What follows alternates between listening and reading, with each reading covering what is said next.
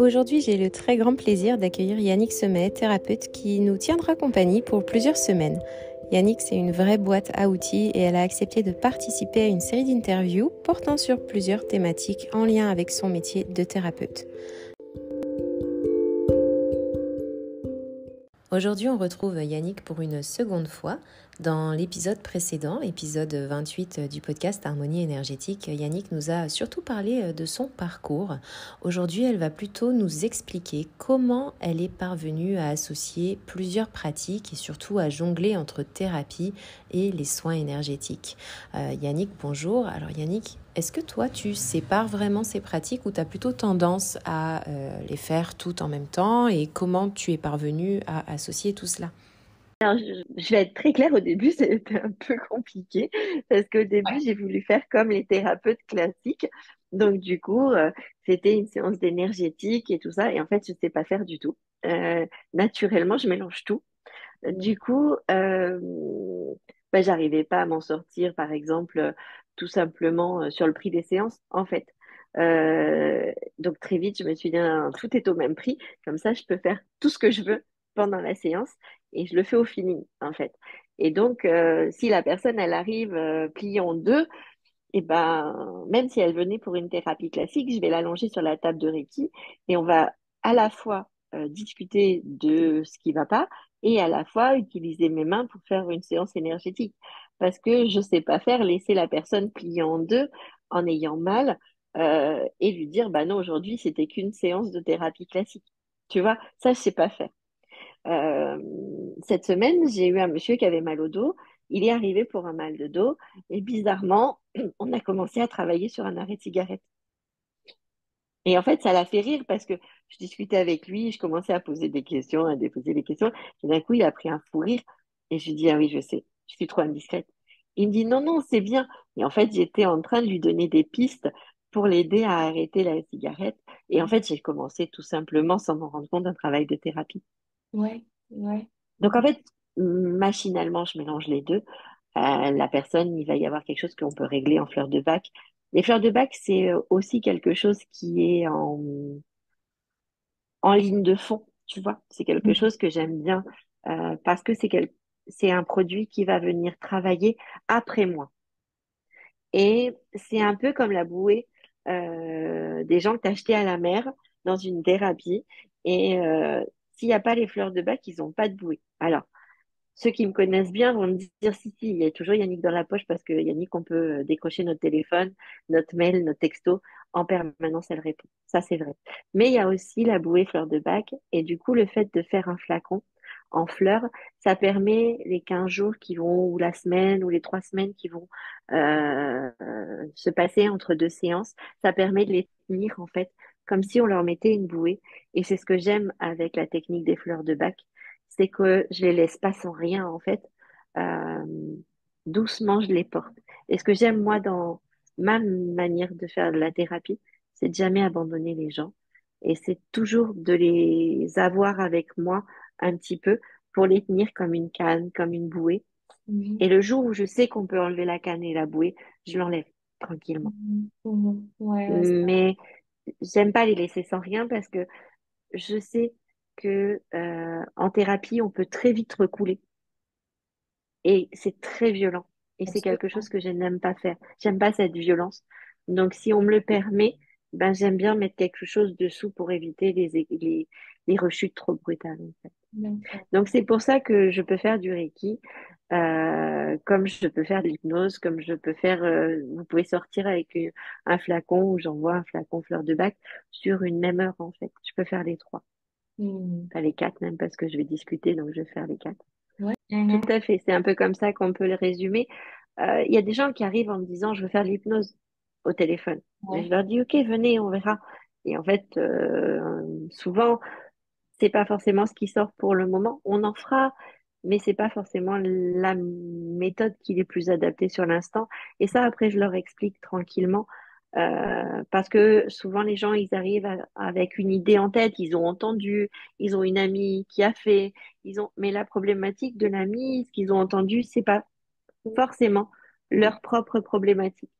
Donc il faut Il faut juste arriver à les conseiller et à leur ramener ce qui, sur l'instant, est le plus efficace et qui va leur apporter le plus de bien-être, en fait. Donc en fait, une personne, elle se présente avec une problématique et toi, tu remontes à la cause. On peut donc se présenter avec un souci, mais toi, tu vas vraiment aller travailler sur ce qui se présente à toi. Donc il se peut qu'il y ait d'autres choses qui ressortent, c'est bien ça? Tout à fait. En fleurs de bac, on utilise le modèle de l'oignon. On explique que les fleurs de bac, elles équilibrent les couches de l'oignon les unes Ouais. après les autres. C'est un peu ça. Et puis, il y a des fois, la problématique avec laquelle les gens arrivent, c'est un symptôme. C'est pas la cause. Mhm, exactement. Mais en Reiki, tu peux retrouver aussi, c'est-à-dire les gens, ils vont te dire, j'ai mal à tel endroit de la fesse. Et en fait, quand toi, tu passes la main, tu dis, ah non, en fait, c'est la vertèbre au milieu du dos qui est coincée et qui va tirer sur le fessier. Ouais, Tu vois? ouais, ouais, tout C'est à ça. Ou, ah, mais en fait, moi, ce que je sens, c'est plutôt au niveau du foie. Mais ça tire sur le dos qui va tirer sur... Et en fait, c'est souvent ça. Et eux, ils arrivent avec un symptôme. fait. Et c'est notre travail de thérapeute d'aller les amener à la vraie raison de leurs symptômes, euh, qui n'est pas forcément le symptôme. Ouais. Ça, on le voit beaucoup avec les enfants. Les gens qui me connaissent bien te diraient, si tu lui amènes ton enfant, tu te retrouves en thérapie chez Yannick. Et c'est vrai, parce que souvent les enfants sont le symptôme de notre propre mal-être à nous. Moi, les enfants, je les soigne à travers leur maman et leur Mhm. papa. En fait, eux, le travail, s'il n'y avait pas la problématique des parents, j'en ai pour 2 minutes, en fait. C'est très vite Ouais. réglé, hein, pour une ou deux séances. Mais si le parent, il ne règle pas sa propre problématique, il réactive le symptôme chez l'enfant en permanence. Alors du coup, bah, je rebondis un peu sur ce que tu viens de nous expliquer. C'est vrai que des fois, on a l'impression qu'il faut travailler sur les enfants. Mais comme tu viens de le dire, c'est aussi important de voir ce qui se passe du côté des parents. Et si on essaye d'aller un peu plus loin, est-ce que dans tes pratiques, en tout cas, est-ce que tu considères que l'environnement est aussi quelque chose qui devrait être travaillé? Et est-ce qu'il t'arrive, toi, de travailler un peu sur l'impact des lieux, l'impact qu'un logement peut avoir aussi sur les personnes? Oui, ça m'arrive.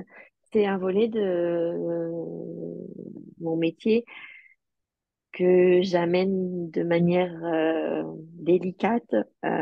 C'est quelque chose que je fais qu'avec certaines personnes Bien sûr. ou qui viennent pour ça parce qu'ils savent que je sais le faire par des personnes que je connais bien ou qui sont amenées à en parler doucement, tranquillement lors d'une thérapie et sur lequel on peut arriver à amener ça. Mhm. C'est, c'est quelque chose que je fais régulièrement. Après, j'essaye de le faire, comment je vais dire ça? En étant le plus rationnel possible Oui, ouais, ouais, bien sûr. pour, euh, pour rassurer les gens, pour pas que les gens soient dans quelque chose qui pourrait les effrayer et qui pourrait amener à d'autres traumas, en fait. Mais Absolument. oui, c'est quelque chose que je fais à distance, que je fais à... Ah, tu me connais bien, donc tu sais, toi, que je peux le faire à distance, que je fais quand j'ai les gens en face de nous. Et puis ce que j'aime, c'est aussi, dans ces cas-là, quand les gens ont des problématiques d'environnement, les amener à les initier au Reiki aujourd'hui, pour les aider à eux-mêmes gérer ça, parce que c'est quelque chose qu'il faut apprendre à gérer soi quand on est dans un environnement qui est compliqué. C'est trop compliqué souvent pour les personnes d'être obligées de faire appel à d'autres personnes pour gérer ça.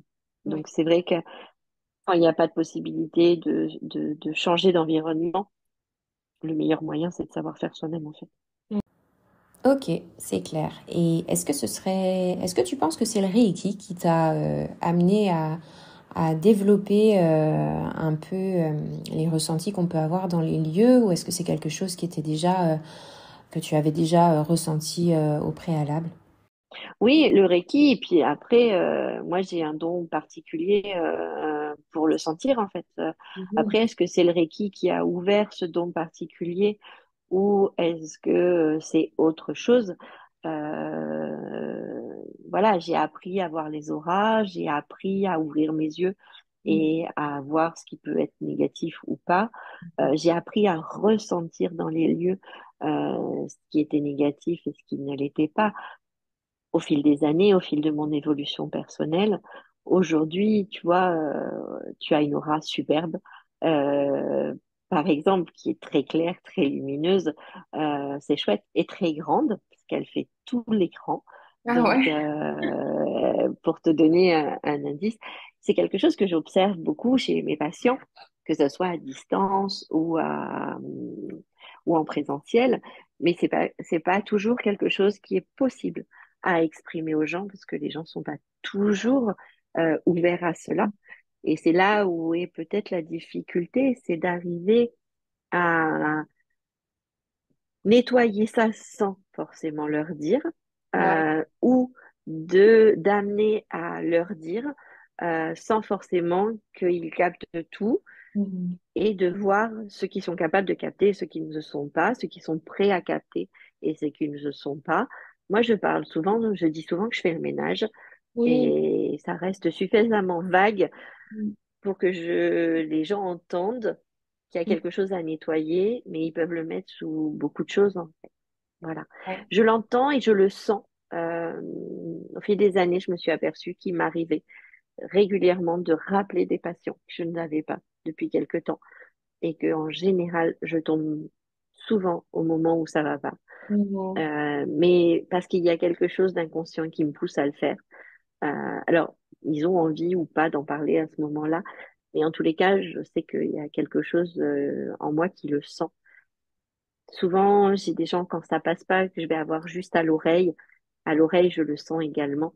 Et ça, c'est quelque chose que c'est compliqué d'expliquer. Le Reiki a sûrement ouvert beaucoup mes perceptions, mais il y a aussi la volonté d'ouvrir dans mon propre travail personnel qui a fait que je me suis mis à ouvrir, surtout les yeux.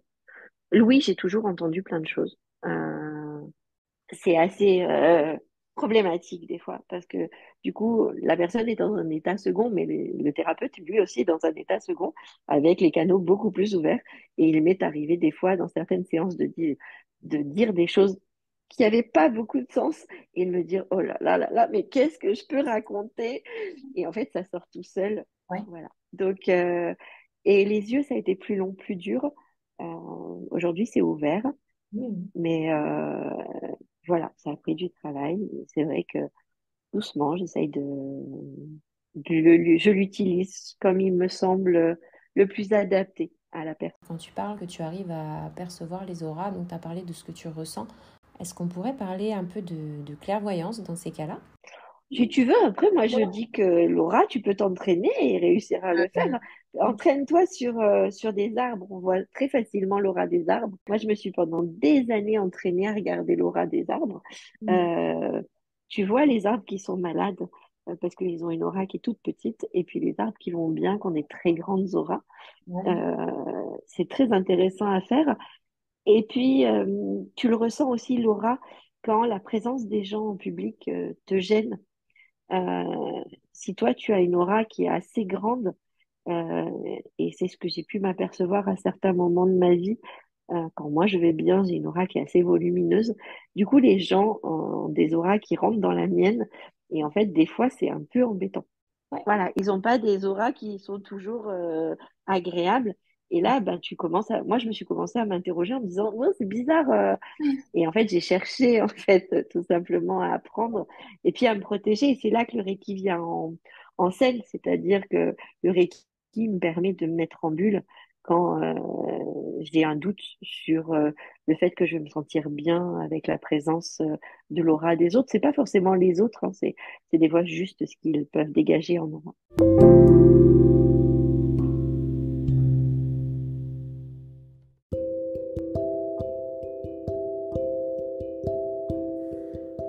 Merci Yannick. On se retrouve la semaine prochaine pour un nouvel épisode d'Harmonie énergétique. Si vous souhaitez retrouver Yannick, vous pourrez vous rendre dans les notes de cet épisode où vous pourrez retrouver son adresse email.